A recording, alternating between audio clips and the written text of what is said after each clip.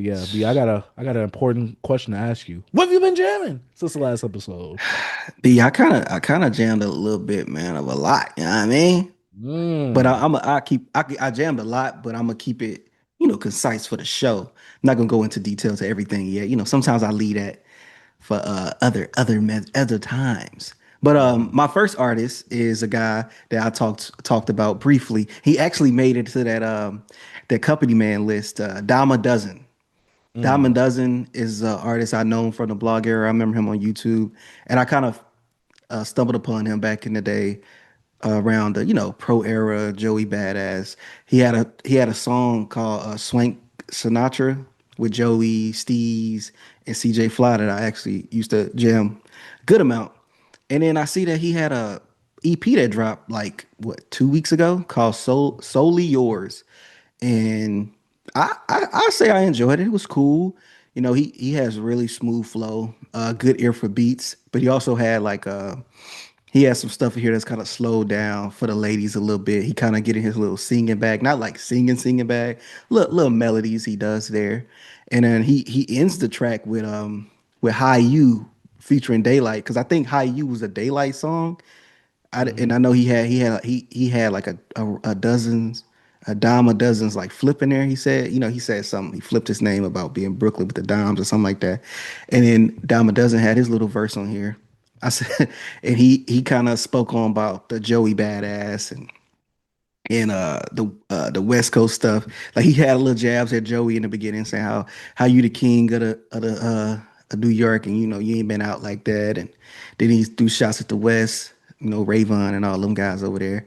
But from the EP perspective and how I feel about that, I thought it was pretty cool. If anybody want to check it out, his are some cool beats, really good flow, and he's still out here active, man. It just sucks that I didn't keep up with him what he was going on, and I checked out his discography. He been consistently putting out music, so I might just go back and check out some other stuff from him. But it sucks that it takes like a beef for us to kind of like, hold up, who is this? Even though it wasn't. He was in the midst of like the artist that we just didn't nobody really talked about. Yeah. But luckily, I knew who he was, and I'm like, I ain't heard this name in forever, and I'm not like no diss, I just haven't. And so he's still putting out music, so I think that's cool, man. But yeah, Dime a Dozen, Solely Yours EP. Go check it out if you want. It's pretty cool. Okay. Hmm. Uh, First thing I listened to this week, because remember I told you I had so much in my backlog to listen to. I only got one thing Hmm. in my backlog now. I listened to Dave Blunt's newest album. You can't say that. He could have kept this. He has this new storyline with I forgot the girl's name, Sophia. I think that's her name. And basically, this is the new girl within the mix. He's talking about things like, oh, him with Ye, him being on the couch performing on concert and telling Snoop Dogg to get off his D. He has little shots at Snoop Dogg. He has this girl named, I think, Sophia. Like I said, I forgot the name. It's been so long since I heard this album this week. Yeah, it's usual Dave Blunt stuff. I already made like a clip on the channel itself. So make sure you go check that out. Me listening to all of Dave Blunt's music that's on streaming DSPs. It's what you usually get. There were some songs in here that I like. There was some stuff in here that you could tell, like, oh, he's a Chief Keef baby, or he's influenced by Chief Keef because he had that glow radio thing at the beginning. And I'm just like, okay, this is cool. But besides that, Dave Blunt isn't giving me anything new or anything different. He hasn't sharpened his pen. There were some songs I'm like, all right, Dave Blunt, you're really doing your thing right here. And sometimes the times when Dave Blunt actually gets serious, I'm like, all right, this is a bit interesting when you're not all jokey, comedy, funny the whole time. But yeah, overall, I gave this a 1 star out of 5. Some of the beats was cool. Dave Blunt is doing the usual Dave Blunt thing. I just got really bored with it, and I felt like it dragged on a bit too long for me. But yeah, Dave Blunt's, you can't say that. I would not recommend this, but if you want to listen to a Dave Blunt's project, this is probably going to be one of those ones that way you can get a full range of like what he does. But because I've listened to so much of him already from last year, it ain't really nothing new or special to me. But yeah, what's your next thing, B? My next thing I listen to is CRIMEAPPLE and DJ Skizz put out a new project called Rose Gold. Check that out. How I got hip to CRIMEAPPLE was with him and DJ Ski. I think it was Wet Dirt, and I could be wrong, but I think this is like their third album they got with each other. Um, but the Rose Gold project, I got one listening.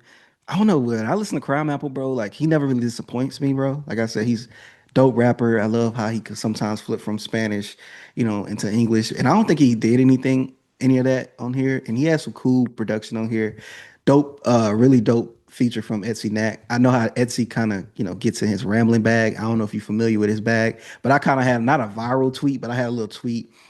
I think it was last year when I said something about Etsy Knack and people got a little upset with me. But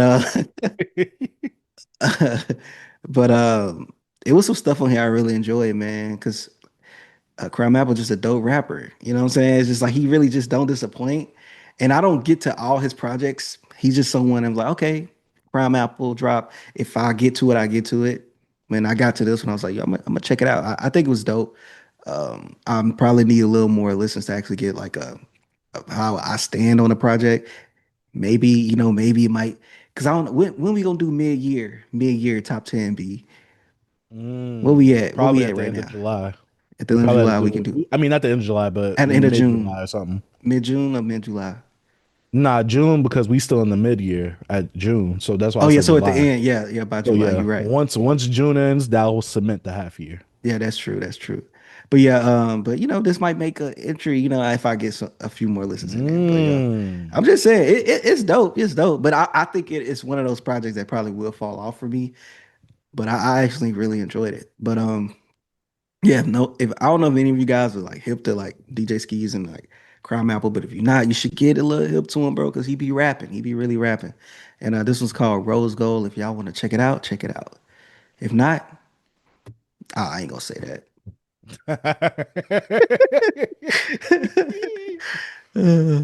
Oh, all right. My next project, it's an EP from one of Drake's artists on the OVO label, Naomi Sharon. This is Ooh. something that I've been actually uh looking forward to because I kind of wanted to get into Naomi Sharon. Being the OVO glazer myself, which I'm not. But I listened to the Roy Woods thing and I'm like, all right, let me see. Drake usually has mostly singers on his label with Majid Mm. Jordan, Naomi Sharon, Roy Woods, Party Next Door, yada yada woo, woo, woo. He actually has like no rapper on his label except for maybe Smiley, I think, but we don't count Ugh. him. Yeah. But yeah, I saw his EP come up. It's like literally new, like it came out a few weeks ago. It's called The Only Love We Know. Vocally, she reminds me of Tim's, but I don't know why, but sonically, she reminds me of Sade. Now I Y'all about know to that say, that could be blasphemous to some. I'm not saying she is Sade, however you guys want to say it. I really enjoyed this. I was like, mm, God dang it. The way she sings, great. The instrumentals, the beats themselves, phenomenal, fantastic. I'm like, and this is an EP. Oh yeah, I gotta go check out the discography now. See, this is what makes you an OVO glazer right here. Now, this is someone who is literally the most probably vocally talented. I haven't heard all of Majid Jordan, obviously. I love Division. I love Division's projects. But this right here, like, I'm like, oh, what's happening with that? You are in the OVO sweatshop, but Drake isn't using you like that. You actually are able to do your own thing. But like I said, this is like Drake kind of gets like people who they might sound like someone else, or they might, besides Party Next Door, they might like sound or like imitate something else or be a cheap imitation of mm, something. This right here is like one of those ones where it's like, okay, I need like a little Tim's, a little Afro beats type singer on mm. my roster right here. Naomi Sharon is the one right here. She's not a cheap imitation. I'm just using it as a joke. But yeah, overall, I really did like this project. The Only Love We Know. I don't want to say it's very soulful because that's not the way I want to describe it, but vocally, it's very capturing. That's the best way I can say it. Mm. Instrumentals themselves, very capturing. And I really did enjoy the lyrics as well that she was singing. But yeah, Naomi Sharon, The Only Love We Know. It's an EP. It's about 20 minutes. Check it out if y'all want some new slash good R&B. Hey, Speed, yo. what's your thoughts? Hey, Naomi is she's got really good music, man. I like Naomi Sharon. And also, I don't mean to objectify her, but she is really beautiful and she has some really good assets and great talents. I will just say that Mm. if you ever want to just, scope her Instagram before you Mm-hmm. scope that Spotify Mm-hmm. profile, Mm-hmm. you know, do yourself a favor and do that as well. So my next Mm-hmm. project will be so it's some projects I was thinking I'm like, man, I'm gonna listen to an album a week that I just never listened to. The album this week was Common, was Nas and Damian Marley, Distant Relatives. I never listened to this album. I still haven't listened to that album. Um, I actually enjoyed it. I actually liked it. Nas has some really good verses on here. I know if some people, if you're not into the whole like revolutionary type speak, or the production is more like kind of like uplifting. It's more Was it a fusion between hip hop and reggaeton? yeah, it's really inspirational in points as well. And I think it's live instrumentation in a lot of his production, because I think when they toured, they did the same thing with that. But one of Nas' best verses is actually on this album that a lot of people Mm. love. And one of his best verses from the third verse from "Strong Will Continue," only the strong will continue. It's kind of, he had like this verse that he put he put out talking about like a little bit of the snippet of his like divorce with Khalees and things like that. But he was rapping. He got in like a really good pocket in that third verse. And it's some stuff on here I like. There's some stuff on here I could do without, because sometimes when stuff can get with production can give you really high like inspirational feelings. Sometimes it kind of pull me out of a track. I know that sounds bad, but like I don't know. Sometimes like I can't return back to this for some reason. Like I gotta have some like a perfect balance. Mhm. But Distant Relatives was a good album. I think this was one of those albums that's like I don't want to say overhated, because I don't hear much people talk about it. I can just say that. But me not hearing many people, much about it makes it feel like, oh, it's like an album that nobody really wants to talk about, or people that just really don't like it like that. But I thought it was pretty cool. Next week, I don't know what would be my next album that I haven't listened to that I want to check out, but this was one of those. And one thing I want to say about this album was that it did feel like it dragged. So I don't know if this is a different edition. Yeah, it says the bonus track version. So that's probably, it was like it's an hour and 7 minutes. And like sometimes the reggaeton, like Damian Marley, like sometimes it can be like, but you like, I'm just kind of want to hear Nas rap. Mhm. But other than that, I thought it was pretty good. I thought it was pretty good. I was really shocked. I thought I was gonna hate it. So Yeah, I'm not gonna lie. I thought it was too, so that's why I didn't listen to it. yeah. But you So speaking pretty good, well of it, so yeah, yeah. I might have to give it a shot. Check it out, B. I see. I know did like, you listen to Nas, so I thought you probably touched this one. But I know this is like an album that people like, you know what I'm saying? It's like the album nobody really talk about. So I'm like, It's like the I'm gonna, stepchild of the discography. yeah, yeah. So like that album for me, when I was getting more into Nas, was Street Disciples. Like I just listened to that double disc album was always a chore for me. So Hmm. it's like I just don't go back. I just never go back to that album. I I just do want don't. to say that Streets Disciple Disc One, fire. Disc Two is where Mm. it starts to get a little wonky. Yeah, I might have to. It been years since I listened to Street Disciples. But yeah, what's your next project, B? My next project, I'm gonna put two in one. I listened to two Harry Fraud collab projects. One was P Guy Game with Premo Rice. Another one was Never Catch Us with Currency, because I gotta listen to at least one to two Currency projects a year, right? Hmm. And obviously this is the lifestyle genre rap with Premo Rice and Currency themselves. Um, if I'm gonna speak about P Guy Game, it was cool. The cover is supposed to be like Spike Lee. He got game. Hmm. Um, it was a cool track, like I mean, cool album. It's lifestyle rap is about less than 30 minutes. I thought it was chill. I would say though, based off this though, because I really haven't listened to Primo Rice since maybe high school or early college. I put him at the bottom list of the lifestyle rappers though, because the way that he sounds on these beats, it sounded a bit jarring. I liked it enough, but go ahead, B. Did I talk about this project? I listened to it. Did I talk about it when it came out? I don't think so, because I don't remember downloading the picture. So no, I don't think you did. I don't I didn't think you talk did. about it. I know I listened to it I think when it you came mentioned out. it, but I don't think I you. didn't talk about it in what we jamming. But If whatever you you did, saying, I felt go the go. same way. I'm just saying, you going into the beats, it didn't feel like it fit at all, bro. That's why I'm like his It voice, was the like, way he why his flowed on voice? it. It felt Oh, too bro. aggressive and not chill enough. He didn't lay back Oh, into the beat. And mm-mm. that's I'm why I was like, like, yeah. it sounded a bit jarring. Because the That's why I was production thinking. was good. Harry Fraud did his thing. It's just Hmm. like, the flows and the pockets that, not the pockets necessarily, but the flows and the way that he would articulate his words on the actual beats itself. It sounded off to me. Yeah. Like he sounded like louder. It sounded like how I felt about Dom Kennedy on his last album that he put Hmm. out last year. I'm like, okay, why are you chill? Chill. The beats are right here. You're right here. Yeah. Let's break it down a little But bit. you could keep going, B. I But yeah. just was thinking, did I talk about? Because I listened to it last year, but I'm like, Hmm. did I talk about that? I guess I did. I'm trying to see because maybe you did, and maybe I just didn't see it. Let me see. P got game. Because I think he has. You could look it up, but Nah, I don't I have it probably on here didn't because talk of the about it. jammers. Yeah. But yeah. Overall, I was like, this is cool. But obviously, when we talking about the Currency and Harry Fraud production, Currency and Harry Fraud have collabed multiple times in the past. Obviously, this is on a similar scale of like the lifestyle raps. Currency is like a top three probably Right. lifestyle rapper itself, and Currency is going to do with his thing. But Currency to me, it's always dependent on the production that Currency gets on because yeah, I like him with Alchemist, but not Continuance Alchemist. So Hmm. going on this, the features is what really got me on here because he has Rome Streets on here, which Rome Streets' verse was so good it made me want to go listen to a Rome Streets project, which Hey, what we'll I be tell talking you? about later. What I tell you? I That told boy you that last flowing. week, didn't I? I like him. That boy flowing. I He say he when was you hear flowing, Wrong B. Streets be, you gonna be like, okay, yeah, he be right. Did I say Yeah. it?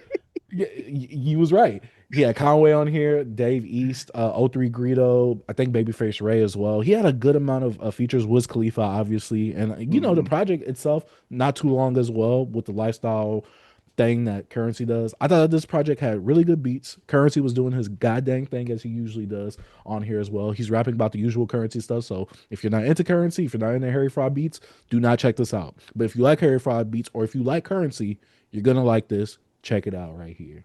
But yeah, B, what's your next project? Man, my next project, let me go and see real quick because I was looking at. I just want to make sure. I'm like, was I tripping? All right, so my next project is a small little EP from the guy. Like I said, I try to post talk about his music when he dropped. Quadry dropped another little EP special Shout out to Quadri. episodes. Shout out to Hmm. Quadry, man. It's pretty cool. I think last week, I'm like, bro, you killing me with these short songs, bro. You killing me. Hmm. You know what I'm saying? But he had one he had one song that was like two minutes and 36 seconds in it, and it was the How to Make It in America, which was a dope track. Like he stays in his storytelling back. He's still continuing the story, but he was kind of getting into like how to make it in America a little bit, man. I was just like, dang, I'm kind of feeling this. The beat was a little different, not stereotypical to me like this, the new Quadry, like like what he been rapping over. I really liked it. I guess Playa Hayes is who produced it, but I was like, yo, I'm rocking with this track. I think it was the best track out of the three. Like I said, I'm ready for him to drop another project, and I think he's working on something with Tunami. I think it's Tunami. Because I gotta see his name. I actually said last week that they need to do a project together, and I think he might have some in the tuck with him.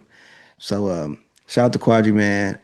It's a Magnolia special episode volume two. Has three little Mhm. tracks on there, 5 minutes. So it's quick listen. Dope storytelling from Quadri, man. Hey, shout out to Quadri, man. Hmm. Um, Next project I'm gonna talk about. Not much to say about this. PinkPantheress put out a new project, album, I I guess. forgot to But check. really, It was we a call it mixtape, an right? EP. Yeah, oh yeah, that's what it is, a mixtape. It's called Fancy That. I remember a lot of people hyping this up on the TL when it was about to drop.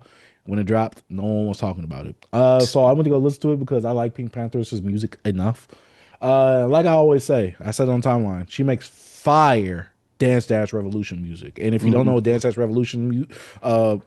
Revolution is in general, it's a game where you got the little floor mat and you hit the little arrows while you dance into the songs and you see what arrows to hit when they come up on the screen. She makes fire music in that range with what's it called? Bass pop or pop bass, Hmm. whatever it's called. She makes fire that. So Pink Pantheress is in her bag as usual, making these short songs. You could tell what era of music she came up in because she listens to playlists. She don't listen to albums like that. So yeah, very short songs. Sonically, it's very consistent, very cohesive as usual, but it's just very short. So, Pink Pantheress, if you don't like her music or sound, you're not gonna like this project. But if you like Fire, Dance Dance Revolution music, like I said before, if you like those JRPG OSTs, you're gonna like this project right here. Pink Pantheress, fancy that. Go ahead, check it out if y'all have not already. B, what's your next project? So the next thing I listen to, if stems again from the Joey Badass and West Coast, it's with Kai Cash. I actually found out about Kai Cash probably in like February of this year or something like that. He had like a music video that came out in my algorithm, and I checked it out. And I was like, oh, he's from New York. So he dropped the Nixon Six single. Checked that out. Thought that was pretty dope. He was rapping on there. He had some really good shots at the West Coast and that Reason and stuff like that. He did his thing on there. So I was like, you know what? he impressed me with his rapping on that because the single I heard from him a months ago, it didn't really impress me as much. Mhm. So I was like, he put out a little mixtape. I think he put it out in April. Yeah, on the 24th of April. And it's 24 minutes, 10 tracks. I was like, okay, let's check him out. So it's like a mixed bag in this right here. He can rap, but he gets in these Drake pockets that I can tell that he's influenced by Drake. But it's not stereotypical like, oh, I'm on this slow beat and I'm like getting my stuff off. Like, but he gets in the Drake flow in that pocket. You could tell that he is influenced by Drake. And But B, I thought you can't fake influence. I, Mhm. But he also had tracks on here where he tried to have like more of like accessible songs where like can relate to like women or just something to probably get played not in the club, like not being like, oh yo, this is a club banger. But you could tell he kind of tried the different things. But what I like him for is when he's in his like, give me a little dope beat and let me rap. You know what I'm saying? So like songs like Prime, where he ended off on a real short song, like him just, speaking on where he at in his life, and in songs like Trife Life and What You Want. I'm like, okay, I'm feeling this. This type of stuff I like. Also, Mentally Unstable was a dope track as well. That I like. He had two features on here that was pretty cool as well. I was like, see, I like that type of stuff, but he had some things on here. I'm like, not really feeling this like the lady track or like this. I'm just not really into that. Maybe he has to work on that a little bit, tweak that up. And it's just a mixtape. He's displaying his some of his talents. But I think it's cool. If anybody want to check it out, it's some good stuff on here. And but yeah, shout out to Kai Cash, and this project was called Cash Rules, and it's a short listen, 24 minutes. You get in and out, man. It's not bad at all though. But Mm. it's some stuff he has to work on. But don't we all? No, not me.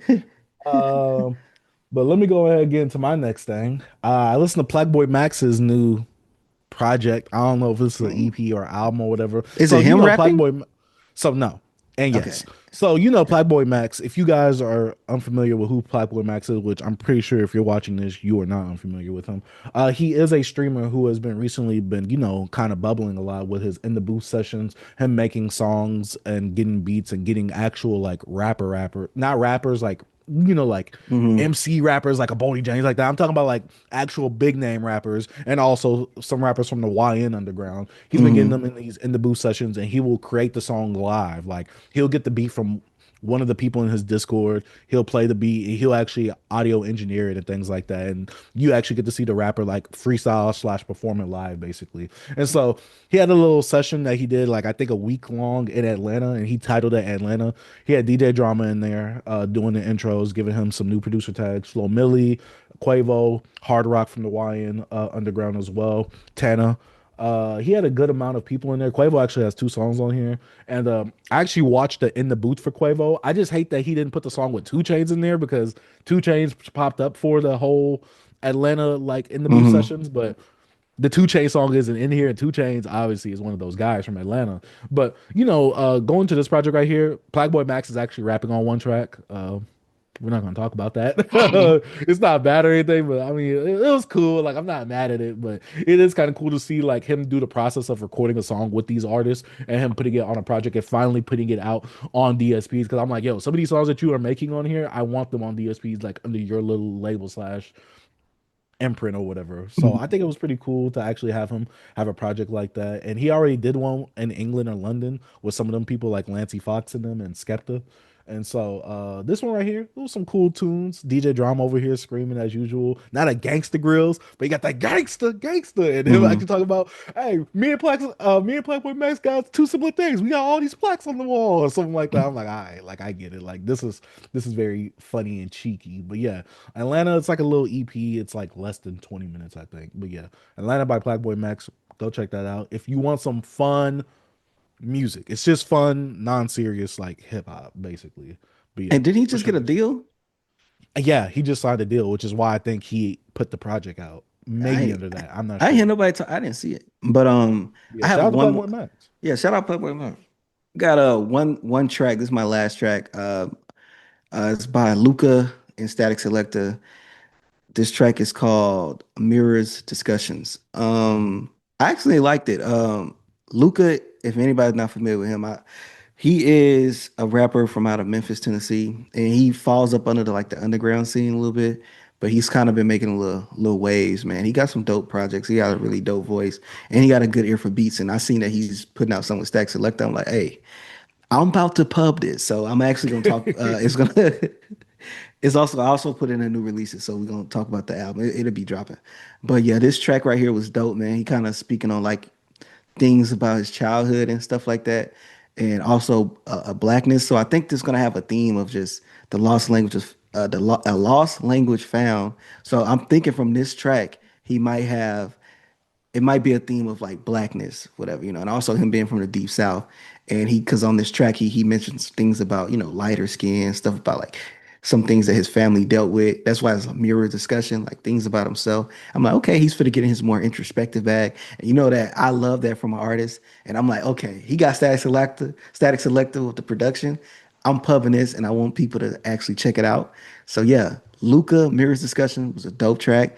And hey, I highly suggest you check out some of Luca's stuff, bro. Like I used to have one of his joints on Vine. I just cannot think of the name right now. I'm blanking. But I'm gonna give you an album from him to check out. See if you will like it. I say why look up God's in the Mirror. It's a pretty good project. But the one that I listen to the most, man, where is that? What they got his albums messed up, bro. I don't like this. Can't do me like this. I'm sorry, man. I'm holding up the show. Yeah, when the black hand touches you, Mhm. tortures you. Yeah, that joint. I like that joint a lot. And it's also Mhm. another blackness. Like he fall. He be all about the blackness, bro. Because he has another album called "Permanently Blackface." The first expressions. Like he been his bag. He been his black bag. B.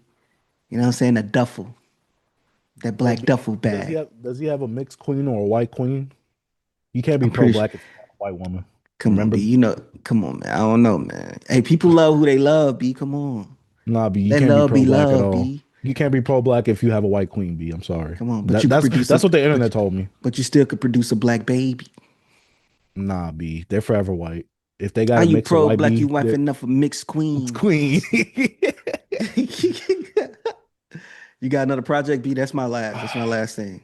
So, funny enough, this is my last one as well. And this is continuing off the conversation that we had in the last episode. One of my coworkers, we're still arguing about the whole Chris Brown has no classics thing. He thinks Chris Brown has three classics. I said, all right, you got to give me those three classics so that way I can actually listen to them and see why you think they're classic.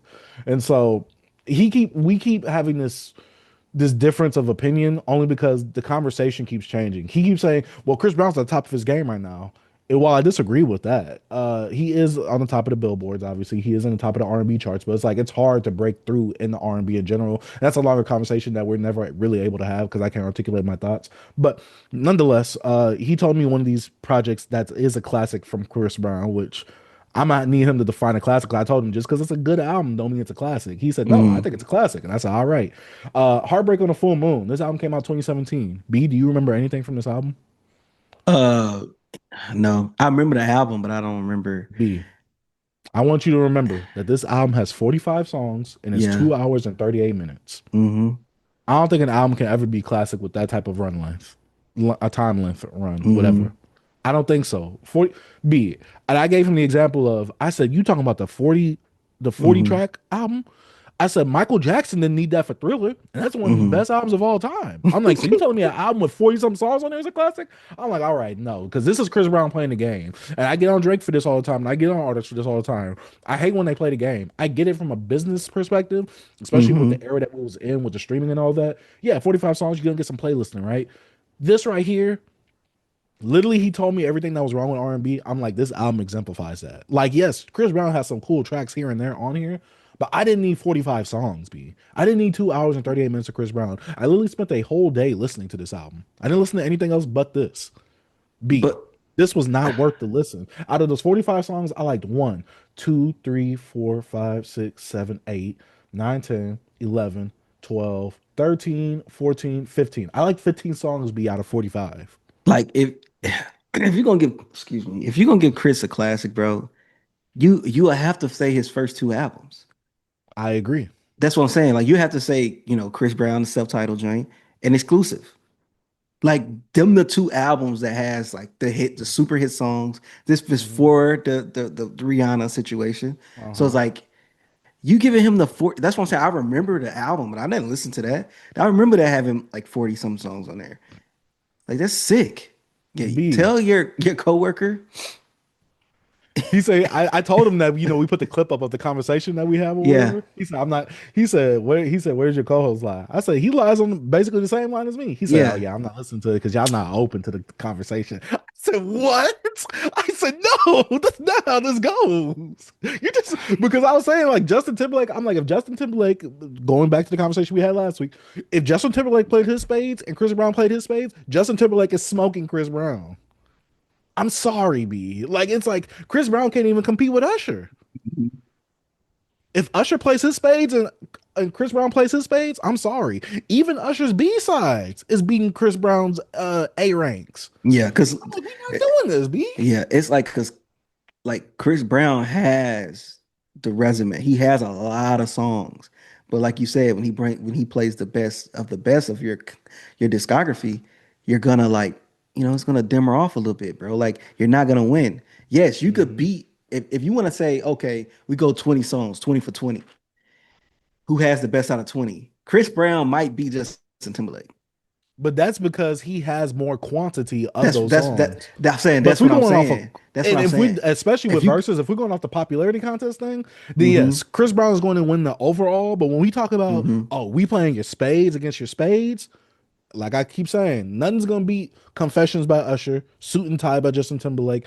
Chris Brown mm-hmm. ain't got those classics. And what you gonna play, Chris? Yo, excuse me, miss. Kiss that. That Like, what we doing? I love excuse me, miss. But look, Same. if you give me oh yeah, give me your best 10 songs, Chris Brown's not gonna last. He's Give not me your B. best Like, 10. and I think Chris Brown, he suffers from this thing of like, because he's been so current and been going on so long, he makes music for that time. He doesn't make Mm-hmm. timeless music. He makes music for that time. Cause like, look at a song like Pills, Automobile. Was it Pills and Automobiles? Like B. Mm-hmm. Like, yeah, that was a cool song for the time. But are we playing that after? Like, It's like remember Take You yeah, Down. that's Like I yeah. remember in middle school, girls love that song.